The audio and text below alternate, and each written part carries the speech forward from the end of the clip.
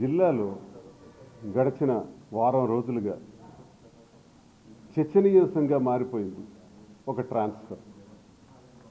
Transfer కోసం నేను నా జీవిత చరిత్రలో ఎప్పుడు కూడా చూడలా ఇంత పెద్ద రచ్చ జరగటం.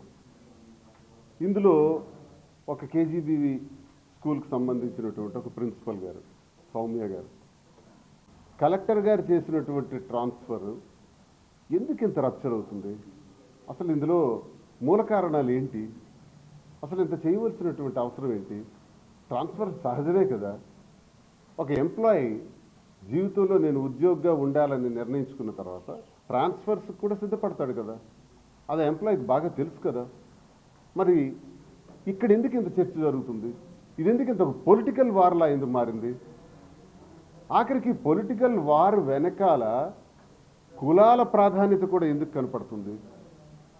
కులాల మీద దాడులు ఎందుకు కనబడుతున్నాయి? అసలు ఎవరెవరు ఏం చేయాలనుకుంటున్నారు, ఏం చేయబోతున్నారు, కథ ఎటు నడుస్తుంది?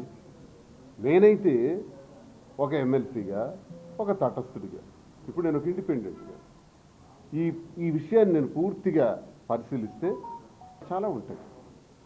ఈ కులాల పైన దాడులు జరుగుతున్నాయి. టెక్కల్ నియోజకవర్గంలో అదే జరుగుతుంది. ఒకే కులానికి చెందిన వాళ్ళు అటెండర్ నుంచి ఆర్డీఓ వరకు ఉన్నారు. అది మంత్రి కులానికి చెందిన వాళ్ళు. మిగతా కులాలన్నింటి మీద కూడా విపరీతంగా అరెస్టులు, కేసులు, జైళ్ళు, బెదిరింపులు, స్కీమ్స్ రద్దు చేయడాలు, ఒక రకంగా ఒక నియంతృత్వ పాలన అక్కడ టెక్కల్లో జరుగుతుంది. అదే జిల్లాలో కూడా జరుగుతుంది. ఎక్కడ చూసినా అదే పరిస్థితి నడుస్తుంది. ఈరోజు ఇటువంటి టార్చర్కే మనం వెళ్ళాలనుకుంటే మరి సాక్షాత్తు మంత్రి అచ్చెన్నాయుడు కూడా నిన్న ఒక నిర్వాహకం చేశాడు. అగ్రికల్చర్ మినిస్టర్ కదా ఈయన పేషీలో జనరల్ మేనేజర్ పొజిషన్లో రాజ్మోహన్ గారు ఉన్నారు. ఈయన వీసీ అండ్ ఎండీకి ఒక లెటర్ పెట్టాడు. ఒక విచిత్రంగా ఈ లెటర్ నిన్నే వచ్చింది, చాలా ఆశ్చర్యంగా. ఈ లెటర్లో ఏంటంటే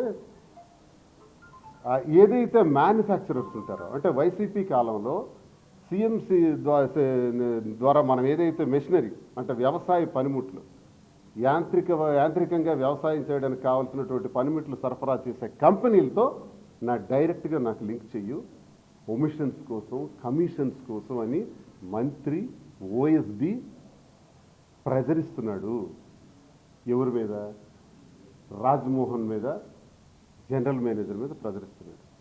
ఆ జనరల్ మేనేజర్ వీసీకి, ఎండీకి ఓ లెటర్ రాసి నాకింత ప్రజరిస్తున్నారు, కమిషన్స్ కోసం ప్రజరిస్తున్నారు, నేను మానసిక ఒత్తిడికి తట్టుకోలేక, ఇంకో ఆప్షన్ లేక, అవినీతి చేయలేక, ఓఎస్డి తాలూకా మంత్రి తాలూకా ఓఎస్డి దుర్మార్గాన్ని తట్టుకోలేక నేను సెలవు పెడుతున్నాను అన్నాడు.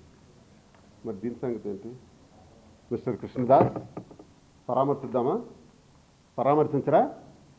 మరి ఈయనకి జరిగిన అన్యాయానికి రాష్ట్ర స్థాయిలో నిన్ననే, ఈరోజు సౌమ్యకి జరిగింది. ఓకే, అచ్చెన్నాయుడు చెప్పాడు కాబట్టి కృష్ణదాస్ వెళ్ళి పరామర్శించాడు, వెళ్ళి సంఘీభావం తెలిపిస్తాడు. మరి ఈయనకు పరామర్శించవా మిస్టర్ కృష్ణదాస్ అండ్ ధర్మాన ప్రసాద్? మరి దీనికి ఏమంటారు? ఇది మానసిక ఒత్తిడి కాదా?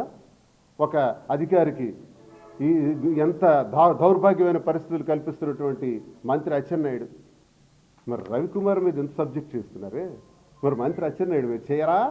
మిస్టర్ కులానికి చెందిన వాళ్ళు ఎందుకు ఈ జిల్లాలో ఎక్కువ పనిచేస్తున్నారు? శ్రీకాకుళంలో కానీ, లేకపోతే ఈ జిల్లాలో కానీ, టెక్కల్లో కానీ ఏంటి దాష్టికం? ఎవడి మీద రౌడీ చేయాలని మీరు అనుకుంటున్నారు?